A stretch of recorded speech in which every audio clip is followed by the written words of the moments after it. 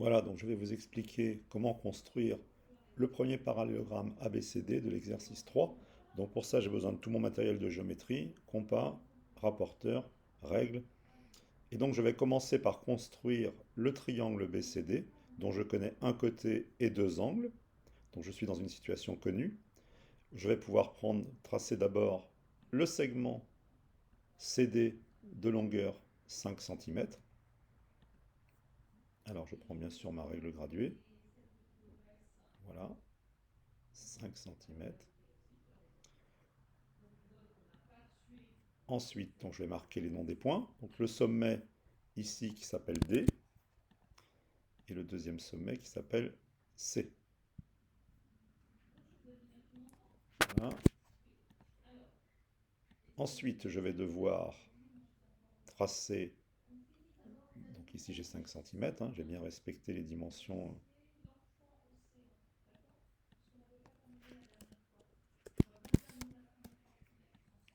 qui étaient demandées. Voilà. Donc maintenant l'angle de 110 degrés, donc je prends mon rapporteur. Le sommet de l'angle c'est le point C, donc je viens placer le centre du rapporteur sur le point C. Et puis, je vais dessiner un angle de 110 degrés. Alors, comme vous voyez, c'est la graduation intérieure qui nous donne le 0. Sur le côté CD, c'est la graduation intérieure. Donc, le 110 degrés, c'est ici que je vais le prendre. Celui qui est en face du 70. Donc, je mets un petit trait ici pour bien repérer l'angle. Voilà. Et je vais tracer, donc j'ai plus besoin de mon rapporteur. Je vais tracer ici une demi-droite d'origine C et qui passe, voilà, ici. Donc là, j'ai bien maintenant, si mon travail a été fait avec précision, ici, j'ai 110 degrés. D'accord? Alors, 110 degrés. Voilà. Deuxième étape, deuxième angle, 29 degrés. Je prends mon rapporteur. Même chose, cette fois-ci, le centre en D.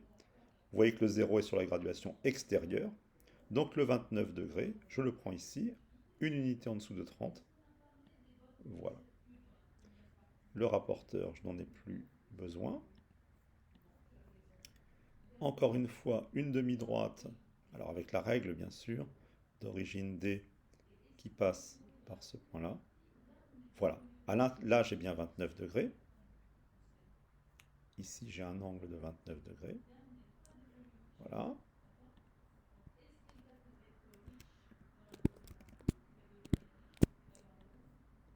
Donc le triangle maintenant BCD est terminé. Il ne me reste plus qu'à obtenir le point A. Pour obtenir le point A, je vais utiliser une propriété importante du parallélogramme, c'est que les côtés opposés ont la même longueur. Donc la longueur CD, je peux la reporter à partir de B. Et l'instrument pour faire ça, eh bien, c'est le compas, le plus simplement. Donc je vais Je vais prendre d'abord la longueur CD. Alors vous savez que la longueur CD, c'est 5 cm. Donc vous pourriez aussi vous débrouiller comme ça. D'accord? Mais sinon, avec le compas, voilà. Je prends mon compas, je viens en B. Voilà. Et je vais donc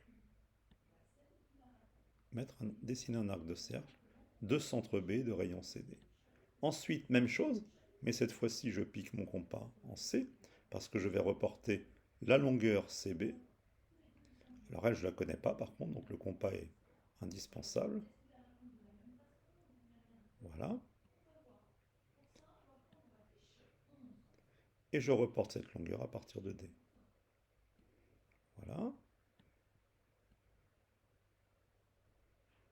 Ici, à l'intersection des deux arcs de cercle, j'obtiens, donc le compas, je n'en ai plus besoin, j'obtiens le point A. Donc je peux le noter, le point A, voilà, le sommet A. Et j'ai plus qu'à terminer avec la règle mon parallélogramme. Donc le côté BA, voilà. Et enfin le côté AD. Alors c'est exactement la même chose pour le deuxième parallélogramme. C'est la même propriété. On utilise également le fait que les côtés opposés ont la même longueur. Et donc avec le compas, ça fonctionne parfaitement.